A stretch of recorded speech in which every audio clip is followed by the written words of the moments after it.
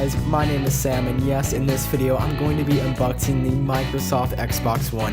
I am totally psyched for this because, as you know, there hasn't been a new game console out other than the PlayStation 4 last week, but there hasn't been a new game console out for about 6 or 7 years. It's been radically different, like the PlayStation 2 to the PlayStation 3. There's lots to talk about, lots to show you guys. Now, if you're interested in the specs, photo gallery, more information, all kinds of that stuff, I will have a bit.ly link in the description for you to click on. It'll shoot you over to my website and you can read a lot more about the Xbox One that I'll be talking about in this video, because that's just how I want to make it a 4 to 5 minute video instead of a 7 to 8 minute video.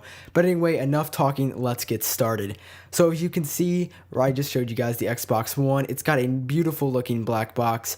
It doesn't look anything like the Xbox 360 4GB box that I had before this, but anyway, I think it looks very nice. It complements the box a ton. But anyway, if we go ahead and cut the two on the top, open it up, let it down, and then you can see we've got all this stuff just piled on top of the Xbox. First thing you're going to run into is the Kinect sensor. Looks very nice. I'll show you guys a little bit more of that later. Then next up, we've got all the literature, manual packets in this. Next up, we've got the power cord, and then I'm very excited to see this, but we do have a chat headset included in this, so that's great. That's going to save you $20 at the store. At least I think that's how much they're going to cost, but yeah, that's a free $20 included into the $500 that they've already charged you for the console, so I'm very excited to see that they've actually included that. They're not going to go force us to buy it ourselves. Now, other than that, we've got the power cord, and yes, they still included the power brick. Why, Microsoft? Isn't this console big enough? Why did you have to fit that massive block outside the console?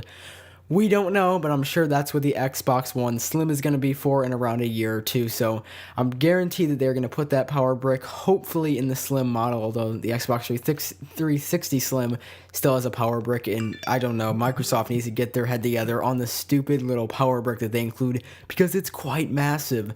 But anyway, guys, other than that, if we go ahead and take a look at the console, yes, it's buried all the way at the bottom of the packaging, beyond everything, and then, of course, you've got the controller included too, which I'll show you guys the controller in a second. But yes, under all of that junk, here is the Microsoft Xbox One. They've got it coated in this layer of foam, kind of. Go ahead and peel that off. I was kind of confused on which way it was up, because they actually had it so you had to peel it off while it was upside down. Beside that point, this console looks quite nice in my opinion. Now, I am a PS4 fanboy myself, but the reason I'm getting this Xbox One is because that's just what all my friends are going to be getting. And honestly, I want to be playing the console that my friends are going to be on, so I'm not just sitting there at home by myself playing Call of Duty. So that's why I got the Xbox One over the PS4. I'm hoping to acquire a PS4 in the coming weeks. Of course, that was my phone going off, but hopefully I'll be able to get a PS4 and maybe compare it to the Xbox One, but I need to make some money before that ever happens.